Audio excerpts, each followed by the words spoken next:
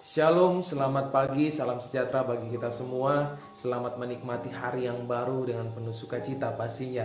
Dan selamat siang bagi Bapak Ibu Saudara yang sedang beraktivitas, melakukan kegiatan pekerjaan-pekerjaannya. Dan selamat malam bagi kita semua, bagi Bapak Ibu Saudara yang sedang mungkin menikmati kebersamaan dengan keluarga, istirahat.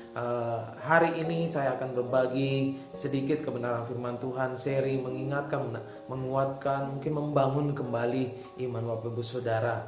Bapak Ibu Saudara yang terkasih dalam nama Tuhan, hari ini saya mengambil tema tentang jangan turun ke Mesir. Jangan turun ke Mesir. Kejadian pasal 26 ayat 1 sampai 2. Kejadian pasal 26 ayat 1 sampai 2 saya akan bacakan bagi Bapak Ibu Saudara. Maka timbullah kelaparan di negeri itu. Ini bukan kelaparan yang pertama yang telah terjadi dalam zaman Abraham. Sebab itu Ishak pergi ke Gerar kepada Abimelek raja orang Filistin. Lalu Tuhan menampakkan diri kepadanya serta berfirman, "Janganlah pergi ke Mesir, diamlah di negeri yang akan kukatakan kepadamu."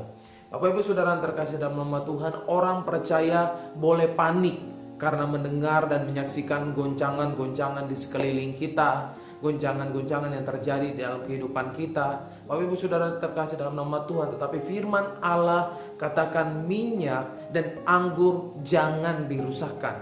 Minyak dan anggur jangan dirusakkan. Dalam Wahyu 6 ayat 6 katakan, Wahyu 6 ayat 6 katakan, "Dan aku mendengar seperti ada suara di tengah-tengah keempat makhluk itu berkata, secupak gandum sedinar dan 3 cupak jelai sedinar, tetapi janganlah rusakkan minyak dan anggur itu."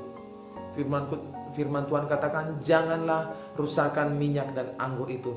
Justru pada saat situasi tidak menguntungkan, maka Tuhan menampakkan diri kepada Ishak dan berfirman, jangan pergi ke Mesir. Jangan pergi ke Mesir. Rupanya Mesir merupakan dambaan, harapan ketika ada persoalan yang datang, silih berganti. Tetapi Tuhan berkata, jangan turun ke Mesir. Dalam Lukas 10 ayat 30 katakan, Lukas 10 ayat 30, jawab Yesus, adalah seorang yang turun dari Yerusalem ke Yeriko. Ia jatuh ke tangan penyamun-penyamun yang bukan saja merampoknya habis-habisan, tetapi yang juga memukulnya, dan yang sesudah itu pergi meninggalkannya setengah mati. Pergi meninggalkannya setengah mati. Ini merupakan bayangan apa yang sedang terjadi hari-hari ini, Bapak Ibu Saudara. Apa yang sedang terjadi hari-hari ini merupakan bahasa nubuatan. Bahasa nubuatan. Hari-hari ini banyak orang-orang percaya yang merasa tidak nyaman lagi. Mereka merasa tidak nyaman lagi berada di Yerusalem karena mereka tidak taat, Bapak Ibu Saudara. Mengapa Tuhan berkata jangan turun ke Mesir? Mengapa Tuhan berkata demikian? Yeskiel 29 ayat 3 berkata, Yeskiel 29 ayat 3 berkata, berbicaralah dan katakan, beginilah firman Tuhan Allah, lihat aku menjadi lawanmu, hai Firaun, raja Mesir, buaya yang besar, yang berbaring di tengah anak-anak sungaimu, yaitu Nil, dan yang berkata, sungai Nil aku punya, aku yang membuatnya. Orang Kristen jangan turun ke Mesir, karena Mesir adalah buaya. Kata buaya sering dipakai untuk hal-hal yang tidak baik. Yesaya 36 ayat 6 katakan, sesungguhnya aku berharap kepada tongkat bambu yang patah terkulai itu, yaitu Mesir, yang akan menusuk dan menembus tangan orang yang bertopang padanya. Begitulah keadaan Firaun, raja Mesir, bagi semua orang yang berharap kepadanya. Bagi semua orang yang berharap kepadanya. Jangan letakkan harapanmu pada Mesir, Bapak Ibu Saudara. Jangan letakkan harapanmu pada dunia, pada pekerjaan, pada keluarga saudara. Jangan letakkan itu. Jangan letakkan harapanmu pada hartamu, pada kekayaanmu. Sebab Mesir seperti bambu yang mudah digoyangkan. Kalau Bapak Ibu Saudara melihat tanaman pohon bambu itu, kalau ada angin kencang dia gampang sekali goyang, gampang sekali. Dan kadang sekali waktu akan patah dan akan menusuk orang yang bersandar padanya. akan bernusuk, orang bersandar kepadanya. Kalau demikian, kemana kita harus lari jika semua goncangan-goncangan itu terjadi? Kemana kita harus lari? 1 Petrus 5 ayat 7. 1 Petrus 5 ayat 7 berkata, serahkanlah segala kekhawatiranmu kepadanya, sebab ia memelihara kamu. Katakan, firman Tuhan katakan, serahkanlah segala kekhawatiranmu kepada Tuhan, sebab ia akan memelihara kita. Tuhan akan memelihara kita. Tuhan akan mempertahankan kita. Kapan Tuhan akan mempertahankan kita? Kapan Tuhan akan mempertahankan hidup kita, Bapak Ibu Saudara? Kalau kita menyerahkan diri kepada Tuhan. Firman Tuhan katakan, serahkanlah segala sesuatu kepada Tuhan. Serahkanlah segala kekhawatiranmu kepadanya, sebab ia memelihara kamu. Ia akan memelihara kita, Bapak Ibu Saudara. Sebab itu jangan takut. Jangan takut menghadapi keadaan dunia saat-saat ini, Bapak Ibu Saudara. Dunia sekarang ini sedang turun. Perhatikan saja film-film yang diputar belakangan ini, hampir semua itu berbau mistik, Bapak Ibu Saudara. Dan jangan pandang enteng kepada mistik, perdukunan. Jangan anggap enteng yang namanya Mesir, Bapak Ibu Saudara. Sebab ia akan memakan kita. Sebab Mesir akan memakan kita, Bapak Ibu Saudara. Paulus pernah menulis ini dengan lindangan air mata dalam 2 Korintus 10 ayat 5. Dalam 2 Korintus 10 ayat 5 katakan, kami mematahkan setiap siasat orang dan merubuhkan setiap kubu yang dibangun oleh keangkuhan manusia untuk menentang pengenalan akan Allah. Kami menawan segala pikiran dan menaklukkannya kepada Kristus. Orang yang masih melawan goncangan yang terjadi di sekelilingnya dengan logikanya sendiri, dengan pikirannya sendiri adalah seseorang yang angkuh. Dan keangkuhan ini akan dipatahkan, katakan, akan dipatahkan. Jangan turun ke Mesir, Bapak Ibu Saudara. Sekali lagi diingatkan, katanya kami mematahkan setiap siasat orang dan merubuhkan setiap kubu yang dibangun oleh keangkuhan manusia untuk menentang pengenalan akan Allah. Kami menawan segala pikiran dan menaklukkannya kepada Kristus.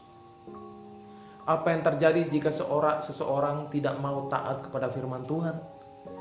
Orang yang turun dari Yerusalem ke Yeriko dalam perumpamaan Yesus itu kemudian diserang yang namanya penyamun dan terkapar karena Tuhan lepas tangan terhadap dirinya.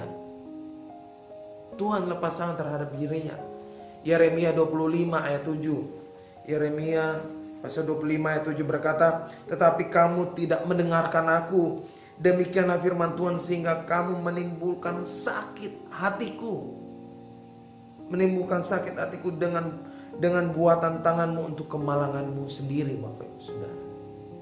Firman Tuhan mengingatkan kita, orang-orang yang bermain dengan buaya akan diterkam. Sebab buaya tidak pernah bisa diajak bermain atau jinak. Jangan coba-coba main dengan hal-hal duniawi, Bapak Ibu Saudara. Jangan coba-coba main dengan hal-hal duniawi, sebab itu semua adalah buaya. Yeremia pasal 22 ayat 5 katakan, beginilah firman Tuhan, apakah kecurangan yang didapati nenek moyangmu padaku, sehingga mereka menjauh daripadaku, mengikuti dewa kesia-siaan sampai mereka menjadi sia-sia. Yeremia 8 ayat 21. Katakan, karena luka putri bangsaku hatiku luka, aku berkabung kedahsyatan telah menyergap aku. Yeremia 9 ayat 1 katakan, sekiranya kepalaku penuh air dan mataku jadi pancuran air mata, maka siang malam aku akan menangisi orang-orang putri bangsaku yang terbunuh. Ini adalah perasaan hati Tuhan, Bapak Ibu Saudara. Perasaan hati Tuhan yang masuk ke dalam hati Yeremia, Nabi Yeremia. Mengapa? Karena bangsa Israel lebih suka turun ke Mesir, lebih suka berbalik ke dunia ketika mereka mengalami goncangan-goncangan yang berat, mengalami krisis-krisis yang berat, Bapak Ibu Saudara. Mereka lebih suka untuk berbalik, pergi kepada Mesir, turun ke Mesir.